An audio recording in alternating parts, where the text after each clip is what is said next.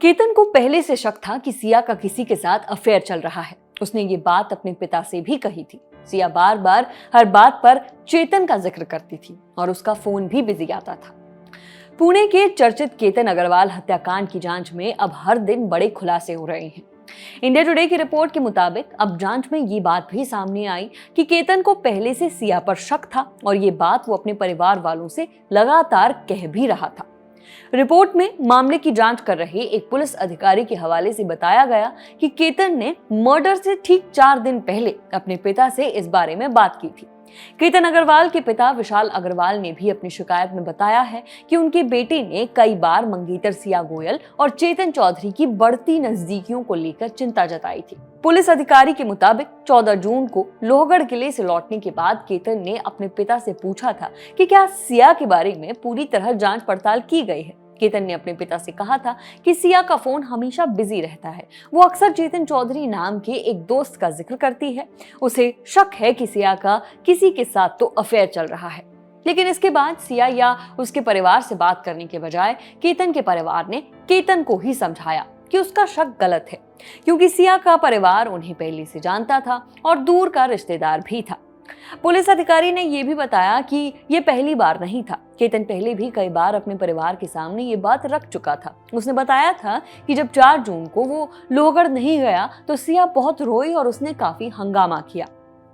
Police अधिकारी ने यह भी बताया कि 6 जून को बाली ट्रिप कैंसिल होने के बाद भी केतन ने अपने पिता से शिकायत की थी कि सिया छोटी छोटी बातों पर उससे झगड़ा करती है। इस पर उसके पिता ने समझाया कि सिया की उम्र अभी कम है, इसीलिए वो ऐसा कर रही होगी, और भरोसा दिलाया कि वे उससे इस बारे में बात करेंगे।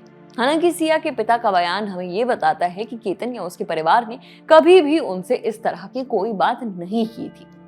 बता दें कि 20 साल की सिया गोयल और 22 साल के उसके कथित बॉयफ्रेंड चेतन चौधरी को 23 जून को गिरफ्तार किया गया था। पुणे ग्रामीण पुलिस का दावा है कि दोनों ने मिलकर प्लान तरीके से केतन की हत्या की। 29 जून को पुणे की अदालत ने दोनों आरोपियों की पुलिस हिरासत 3 जुलाई तक बढ़ा दी।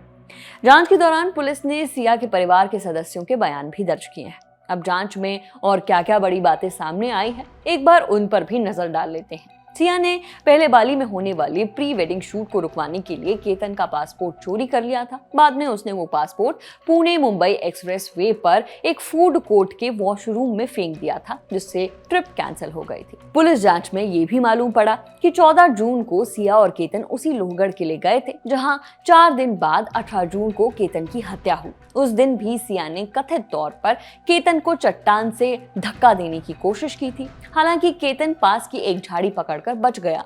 जब केतन ने पूछा कि उसे धक्का क्यों दिया गया, तो सिया ने सांप होने का झूठा शोर मचाया और ऐसा दिखाने की कोशिश की कि उसने उसे बचाया है। इसके बाद 18 जून को वो तीसरी बार केतन को वहां ले गई, जहां कथित तौर पर उसने और चेतन ने मिलकर उसे धक्का दे दिया।